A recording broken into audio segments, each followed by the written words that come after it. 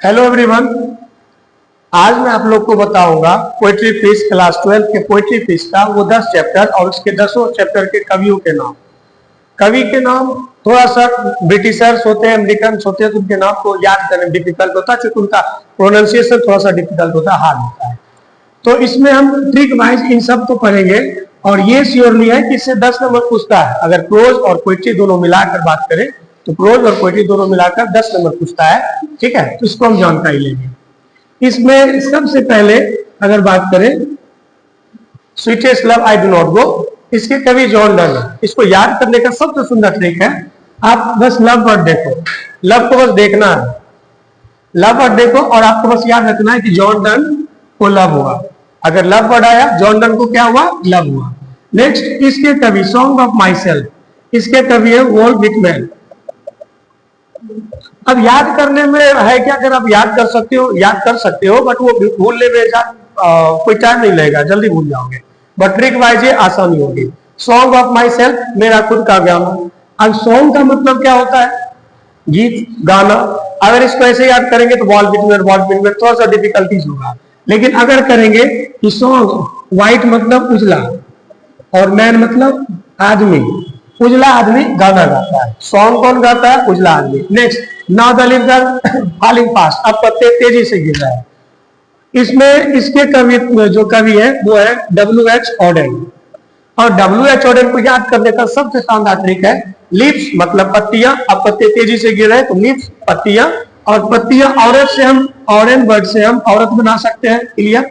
तो उस स्थिति में हम ऐसे याद करेंगे कि लीव्स जो है, लीव्स कौन चुनती है, औरत चुनती है। आगे टू ऑटम, इसके कवि है जॉन किट्स। अब यहाँ दो नाम आ गया, एक जॉन डन एक जॉन किट्स, कंफ्यूजन हो सकता है, इसलिए लव किसको हुआ, जॉन डन। यहाँ पर अगर टू ऑटम की बात करें, ऑटम एक ऐसा मौसम आता है जिसमें अलग अलग प्रकार के कीट पतंग आते हैं। तो कीट से हम कीट पतंग श्योरली कर सकते हैं और ये याद रखेंगे ऑटम में क्या आता है, कीट पतंग आता है। एपिटाफ वॉल्टर डेला मारे। अब इसको कैसे याद करेंगे, एपिटाफ का अर्थ हो जाता है कब, तो एपिटाफ पर बैठकर ये वाटर से वाटर ढेला मारे, है ना। कभी कभी गुस्सा आप रहते हो तो एक काम जाते हो, नदी में जाकर ढेला मारते हो, लेकिन यहाँ क्या है, उसी प्रकार याद करेंगे। एपिटाफ पर बैठकर कहां ढेला मार, वाटर में ढेला मार, क्लियर।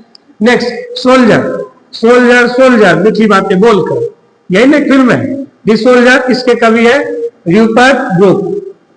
अब ध्यान देना, जब आप सोल्जर बनोगे, कंफर्मली आप में से बहुत कोई ऐसा होगा जो सोल्जर बनना चाहेगा। जब आप सोल्जर बनोगे तो सोल्जर आप बनोगे तो बहुत सारा रुपया मिलता है। क्या रुपया मिलता है, बहुत सारा। तो रुपया, सोल्जर को क्या मिलता है, रुपया, ठीक है। नेक्स्ट बढ़ते हैं मैकबिटी द मिस्ट्री कैट। मैकबिटी एक अनोखी बिल्ली की जो कैट है, बिल्लिया है, बिल्लिया का बच्चा, बिल्लिया का नाम है मैकबिटी, ठीक है। तो उस कंडीशन में मैकबिटी, इसके कवि है T.S. इलियट। कौन है, T.S. इलियट, है। और हमें पता है, सबको पता है कैट जो है बड़ा बदतमीज होता है, और इलियट वर्ड से इडियट बनवा सकते हैं। तो हम ये याद रखेंगे कि कैट क्या होता है, इडियट होता है। कैट क्या होता है, इडियट होता है। फायर इन अग्नि भजन। अब इसके कवि का नाम तो बड़ा अजीब है, KKN दारूवाला। अब दारूवाला है बट इसका नाम याद रखेंगे दारूवाला, ठीक है। आग, फायर मतलब आग, आग कौन लगाया, दारूवाला। फायर मतलब आग कौन लगाया, दारूवाला। तो आसानी से याद हो जाएगा। नेक्स्ट स्नेक के कवि है D.H. लॉरेंस। जैसे सांप किसी को काटता है तो क्या लगता है, उस पर किसी प्रकार का कोई लागू होगा, कोई लॉ, कोई कानून लागू होगा। तो हम याद रखेंगे स्नेक के काटने पर लॉ लागू नहीं होता। लॉ मतलब कानून, और लॉ लागू नहीं होता है। एंड लास्ट चैप्टर है माय ग्रैंड मदर हाउस, मेरी दादी माँ का घर। तो उस कंडीशन में इसको ऐसे याद रखेंगे कमला दास।